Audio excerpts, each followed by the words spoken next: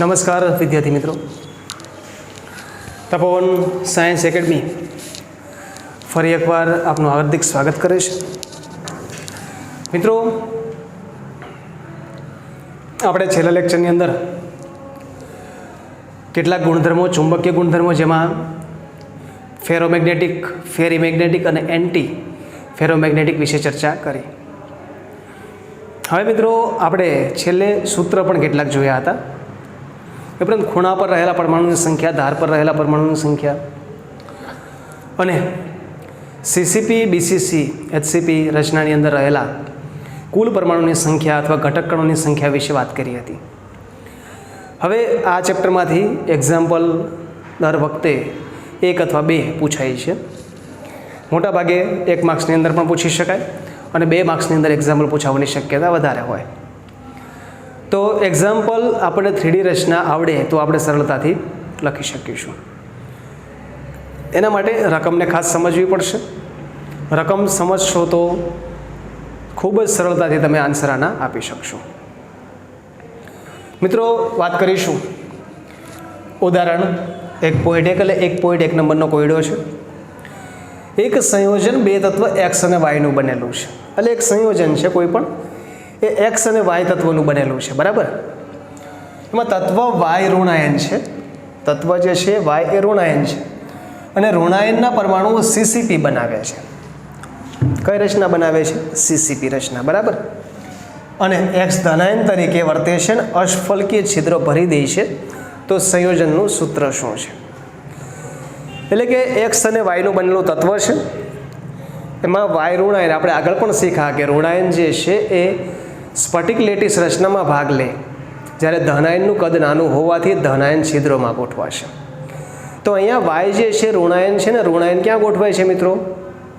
તો સ્ફટિક લેટિસ સ્થાન ઉપર સીસીપી રચનામાં ભાગ લેશે. અને એક્સ એ ધનાયન છે, ધનાયન ક્યાં ગોઠવાય છે? અષ્ફલકીય છિદ્રો ભરી દે છે. એટલે જેટલા પણ અષ્ફલકીય છિદ્રો છે ભરી દે છે. તો સંયોજનનું સૂત્ર શું છે એ આપણે મેળવવું પડશે. તો મેળવવા માટે 2 મેથડ છે. એક તો આપણે સીસીપી રચનાને ધ્યાનમાં લઈને વાત કરીએ. તો અહીં સીસીપી રચના હોવાથી કુલ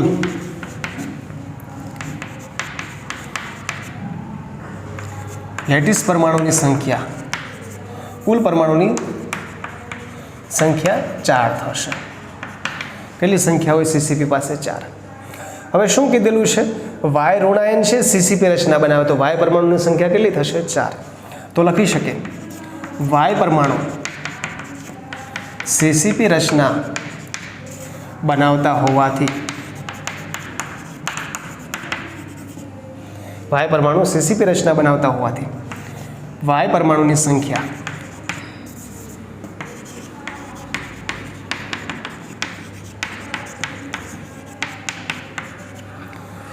બરાબર કેટલી થાય? 4. વાય પરમાણુની સંખ્યા 4 છે, કારણ કે સીસીપી રચનાની અંદર કુલ પરમાણુ કેટલા હોય છે? 4. અને 4 પરમાણુ વાય પરમાણુ દ્વારા રોકાયેલા છે. હવે એક્સ ધનાયન છે અને અષ્ફલકીય છિદ્ર રોકે ને આપણે એવું શીખી ગયા જેટલા ગોળાની સંખ્યા હોય એટલા જ અષ્ફલકીય છિદ્ર હોય. તો લખી શકીએ અહીં અષ્ફલકીય છિદ્રની સંખ્યા પણ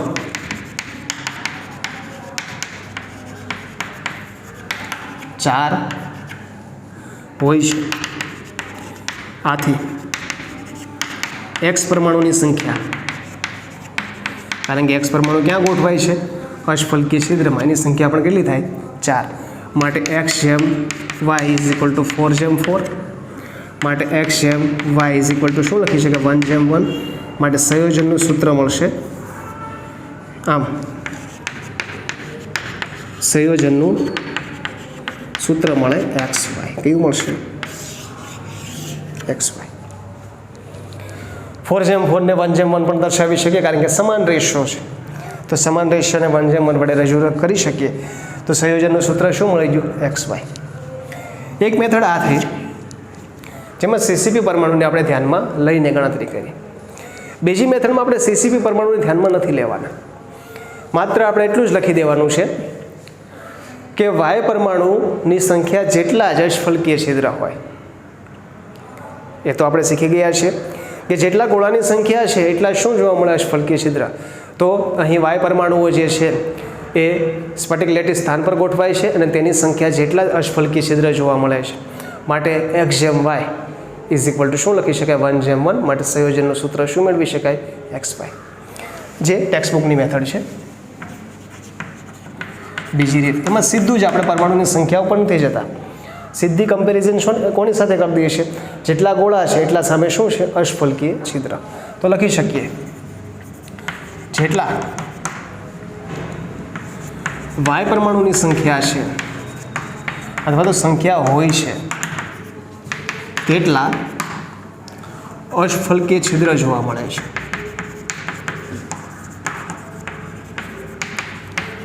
બરાબર છે. પછી લખી દઉં અષ્ટફલકીય છિદ્રમાં કોણ ગોઠવાય, તો અષ્ટફલકીય છિદ્રમાં x પરમાણુ ગોઠવાય છે.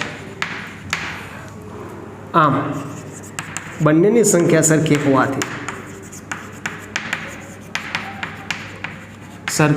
હોવાથી શું લખી શકાય x જેમ y ઇઝ ઇક્વલ ટુ 1 જેમ 1. માટે સંયોજનનું સૂત્ર શું મળે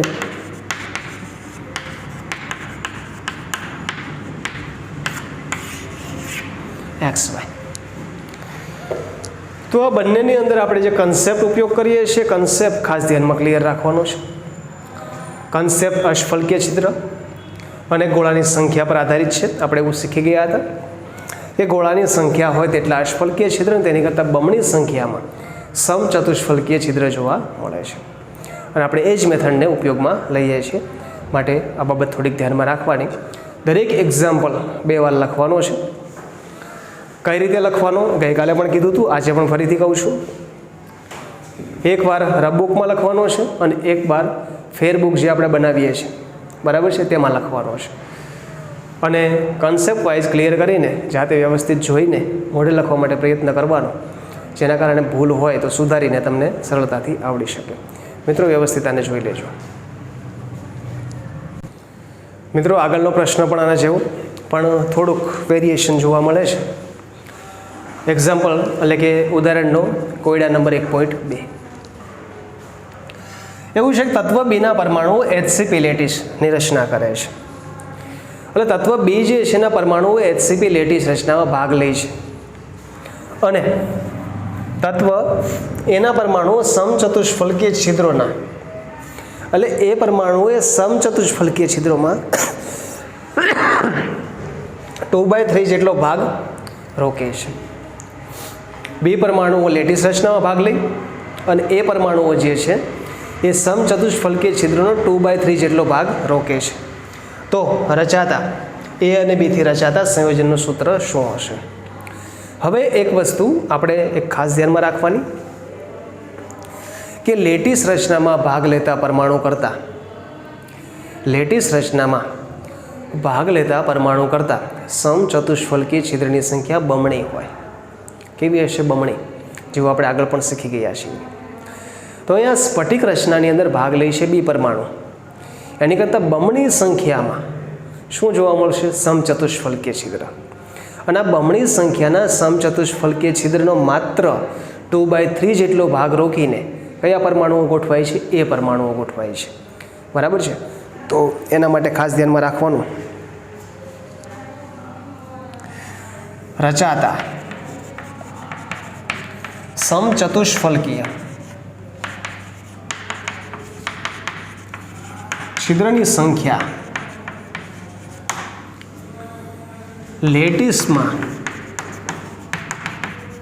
લેટિસ રચનામાં ભાગ લેતા બી પરમાણુ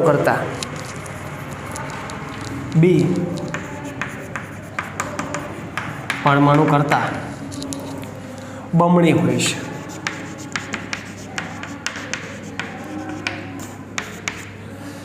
એટલે કે બી પરમાણુ જે છે એના કરતાં આ સમચતુષ્ફલકીય છિદ્રની સંખ્યા બમણી જોવા મળે. અને લખી શકાય આ સમચતુષ્ફલકીય છિદ્રમાં છિદ્ર જે કેટલા છે? બમણા છે. કેટલામો ભાગ?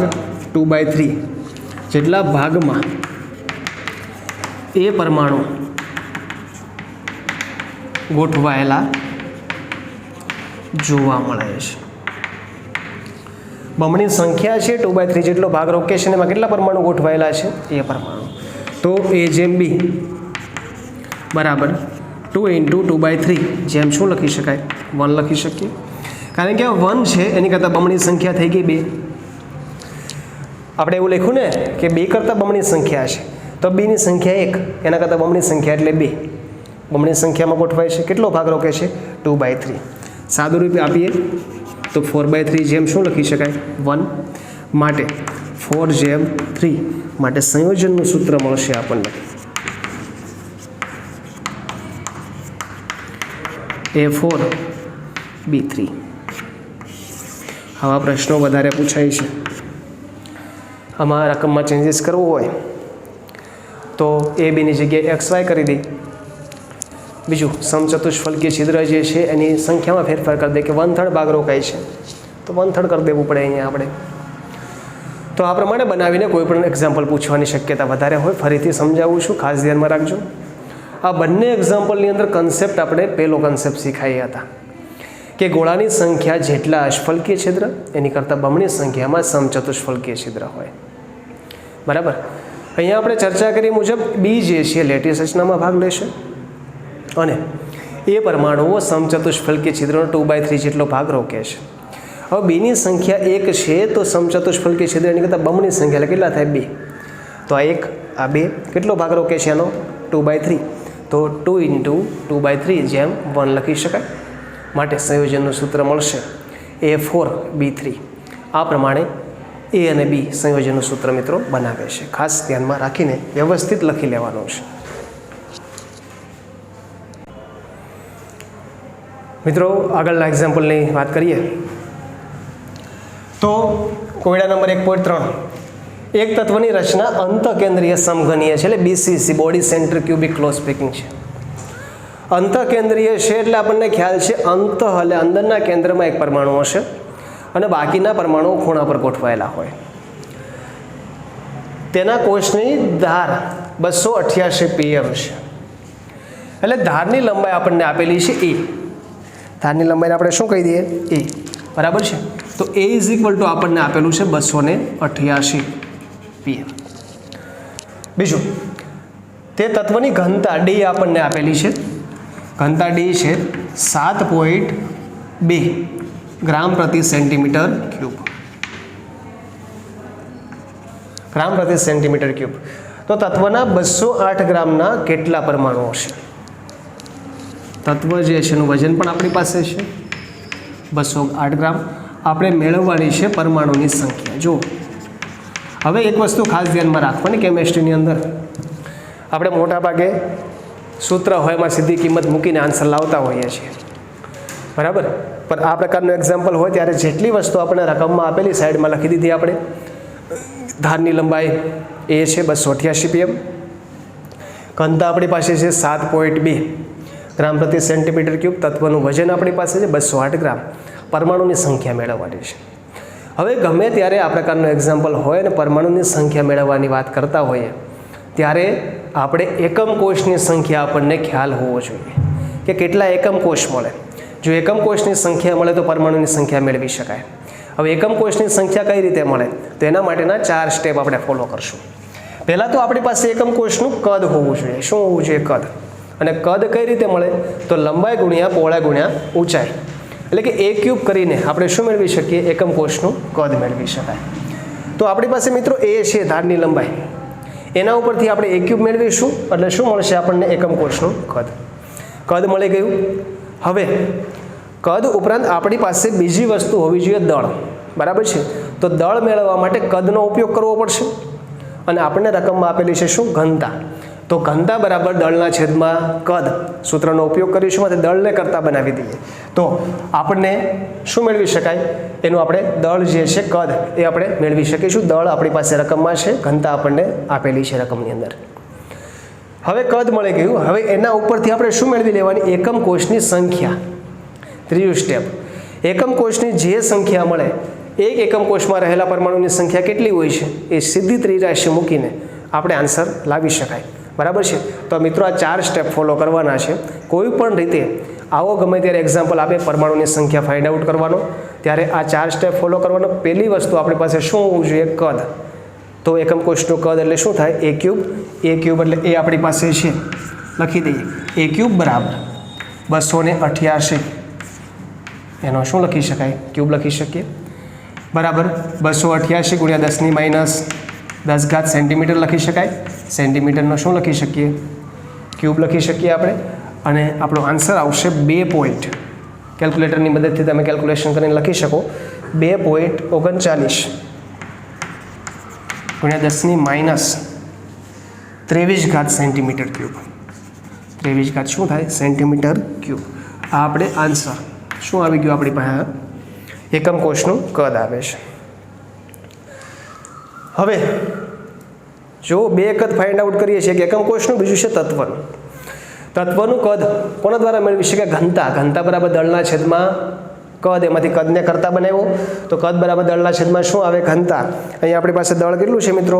તો 208 ગ્રામ. તો રકમમાં લખી દઈએ 208 ગ્રામ. ઘનતા કેટલી છે? રકમમાં આપેલી છે 7.2 ગ્રામ પ્રતિ સેન્ટીમીટર ક્યુબ. બરાબર છે. તો ગ્રામ અને ગ્રામ કેન્સલ થશે.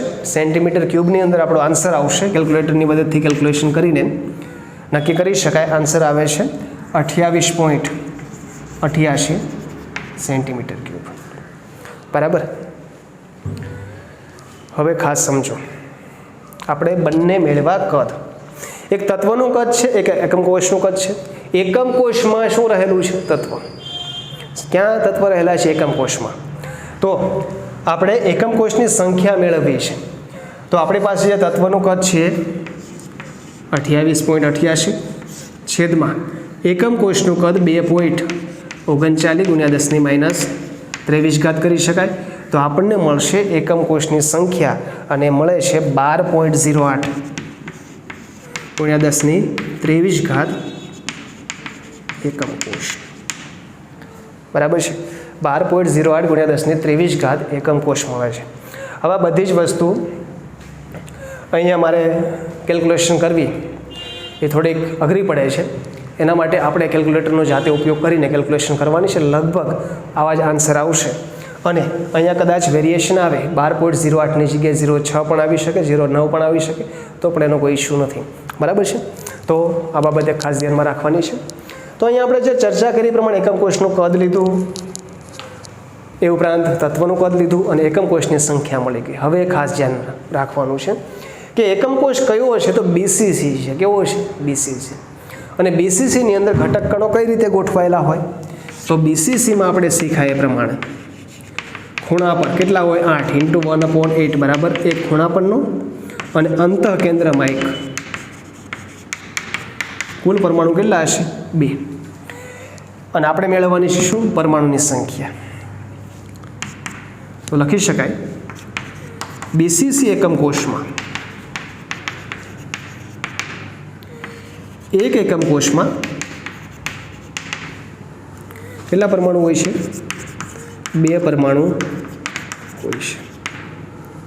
તો 12.08 ગુણ્યા 10 ની 23 ઘાત એકમ કોષમાં કેટલા પરમાણુ માટે લખી શકાય? પરમાણુની સંખ્યા બરાબર 12.08 ગુણ્યા 10 ની 23 ઘાત ગુણ્યા શું આવશે? 2. માટે 24.16 ગુણ્યા 10 ની 23 ઘાત શું મળશે આપણને? પરમાણુની સંખ્યા મળશે. 24.16 ગુણ્યા 10 ની 23 ઘાત પરમાણુની સંખ્યા મળે. આ એક એક્ઝામ્પલ આવડે તો આના જેવા કોઈ પણ ગણી શકાય. કન્સેપ્ટ ક્લિયર રાખવાનો છે. બરાબર છે. હવે અહીંયા આપણે શીખ્યા પરમાણુની સંખ્યા કઈ રીતે મેળવી છે? તો આપણે ત્રિરાશિ મેળવી કે 12.08 ગુણ્યા 10 ની 23 ઘાત એકમ કોષ હોય ત્યારે કેટલા પરમાણુ? જો એક એકમ કોષ હોય એમાં 2 પરમાણુ છે, તો એકમ કોષ આપણી પાસે કેટલા છે? 12.08 ગુણ્યા 10 ની 23 ઘાતે કેટલા? ત્રિરાશિ થશે 12.08 ગુણ્યા 2, એટલે પરમાણુની આપણને કુલ સંખ્યા મળે 24.16 ગુણ્યા 10 ની 23 ઘાત જેટલા મળે છે. મિત્રો આ પ્રશ્ન એક્ઝામ્પલ ઉદાહરણનો છે કોયડા નંબર 1.3 વ્યવસ્થિત લખી નાખવાનો છે. મિત્રો આગળના એક્ઝામ્પલની ચર્ચા કરીએ. કોયડા નંબર 1.4 ક્ષ-કિરણ વિવર્તન દર્શાવે, એટલે ક્ષ-કિરણ વર્ણપટની મદદથી એવું નક્કી થયેલું છે કે કોપર એફસીસી એકમ કોષમાં સ્ફટિકીકરણ પામે છે. કોપરની સ્ફટિક રચના છે અને સ્ફટિક રચના જોવા મળે એફસીસી, બરાબર, face center cubic close packing. હવે એના કોષની ધારની લંબાઈ આપણને આપેલી છે 3.608 × 10⁸ સેન્ટીમીટર. ધારની લંબાઈ આપણને આપેલી છે ક્ષ-કિરણ વર્ણપટથી જે સાબિત થાય છે, વિવર્તનથી સાબિત થઈ છે તે. અને બીજા એક પ્રયોગમાં કોપરની ઘનતા પણ આપેલી છે 8.92 ગ્રામ પ્રતિ સેન્ટીમીટર ક્યુબ છે. તો કોપરનું પરમાણવીય દળ મેળવવાનું છે આપણે. તો આપણી પાસે જે આપેલું છે એ રકમની વાત કરીએ તો કોપર જે છે એફસીસી રચના દર્શાવે છે, એની ધાર જે છે એની લંબાઈ છે 3.608 × 10⁸ સેન્ટીમીટર, એની ઘનતા આપણને આપેલી છે. તો લખી દઈએ અહીંયા. તો પહેલી વસ્તુ એફસીસી રચના કોની ચર્ચા કરીએ છીએ? કોપરની. કોપર ધારની લંબાઈ એ બરાબર છે 3.608 × 10⁸ સેન્ટીમીટર આપેલું છે. ઘનતા છે ડી બરાબર 8.92 ગ્રામ પ્રતિ સેન્ટીમીટર ક્યુબ. શું મેળવવાનું છે? પરમાણવીય દળ આપણે મેળવવાનું છે. તો એક તો ખાસ ધ્યાનમાં રાખવાનું, આપણે એક સૂત્ર આવું શીખી ગયા, ઘનતા ડી બરાબર Z × M / A³ × Na, જ્યાં Z બરાબર પરમાણુની સંખ્યા આવે, M બરાબર પરમાણુનું દળ આવે જે આપણે ફાઇન્ડ આઉટ કરવાનું છે, A³ ધારની લંબાઈ, ડી ઘનતા અને Na એટલે શું આવે? એવોગાડ્રો આંક. લખી દઈએ જાણકારી માટે બાજુમાં. Z બરાબર શું આવે? પરમાણુની સંખ્યા આવશે. M બરાબર પરમાણવીય દળ આવે. A બરાબર ધારની લંબાઈ આવશે. Na એટલે એવોગાડ્રો આંક અને ડી બરાબર શું આવે? ઘનતા. તો આપણી પાસે આપણે M મેળવવો છે તો એમને કરતા બનાવી દો. ચાલો, M બરાબર શું આવે? ડી × A³ × Na / શું આવે? Z. હવે ડી આપણી પાસે છે, એ છે, એને તો આપણી પાસે હોય જ 6.022 × 10⁻23. શું છે? Z. પરમાણુની સંખ્યા કેટલી? તો એ કોના ઉપરથી નક્કી થાય? આ રચના પરથી. રચના કેવી છે? એફસીસી. તો લખી શકીએ એફસીસી રચનામાં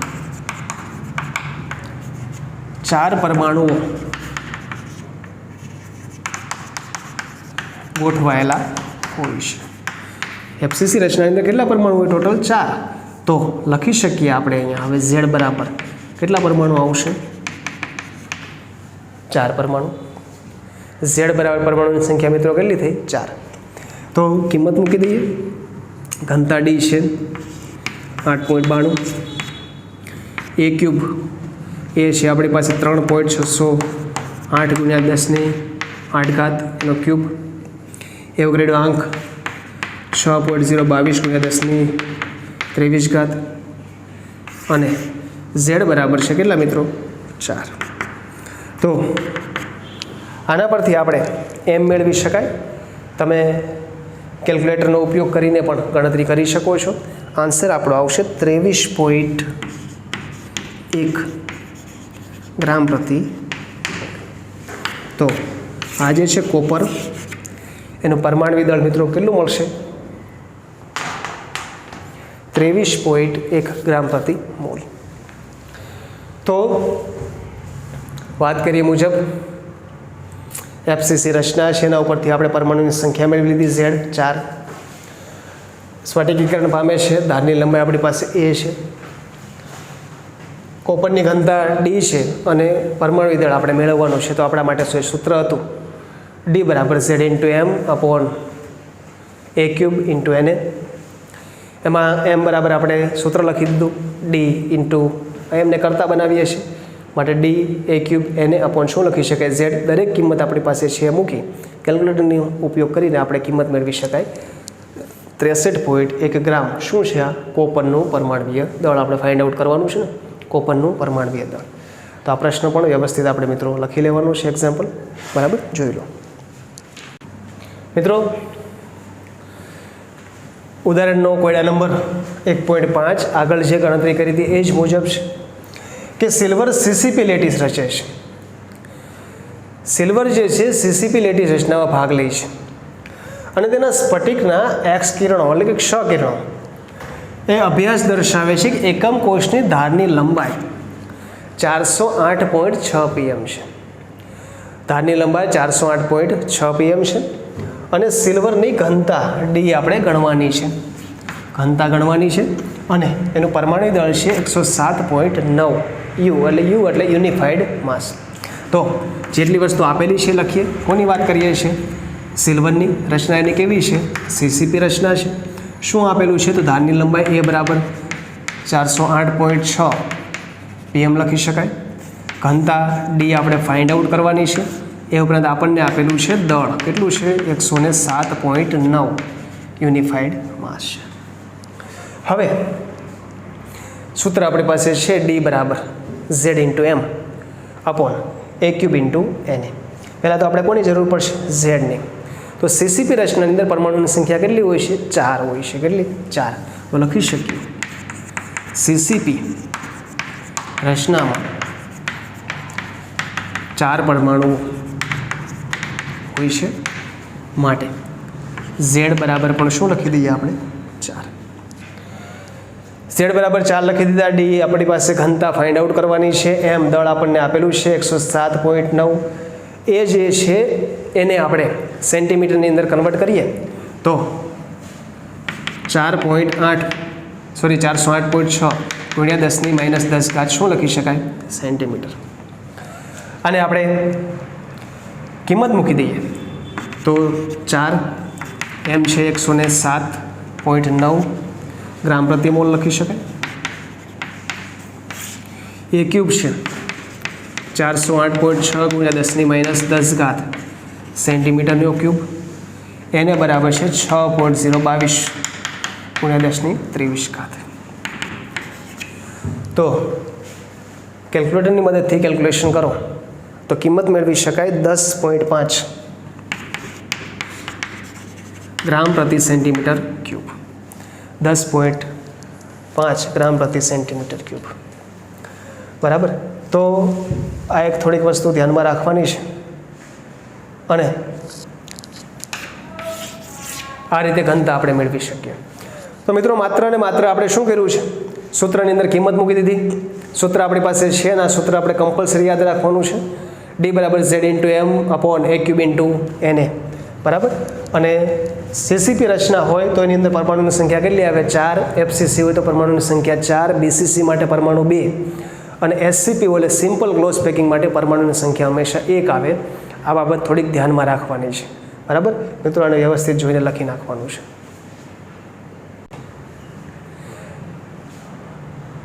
હા મિત્રો તો અહીંયા આમાં બીજી વસ્તુ પણ આપણે કરી શકીએ ટેક્સ્ટબુકની અંદર જે આપેલું છે તેમાં ફેરફાર એટલો છે કે અહીંયા સેન્ટીમીટરની જગ્યાએ મિત્રો મીટર છે બરાબર છે તો આપણે આને મીટરમાં કન્વર્ઝેશન કરીને પણ લખી શકીએ 408.6 ગુણ્યા 10⁻12 શું લખી શકવાનું મીટર તો મીટર લખીશું તો અહીંયાનો એકમ જે છે એમનો 107.9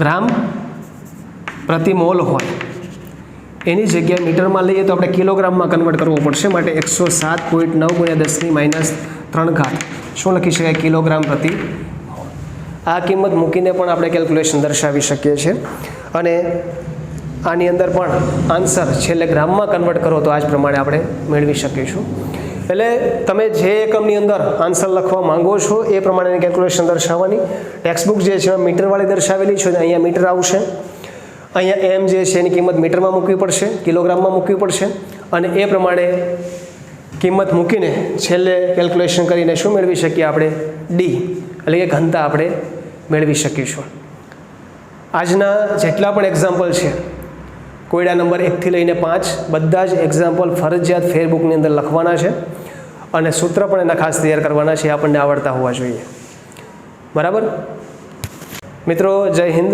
જય ભારત. વ્યવસ્થિત આપણે આ લખી લેવાનું છે.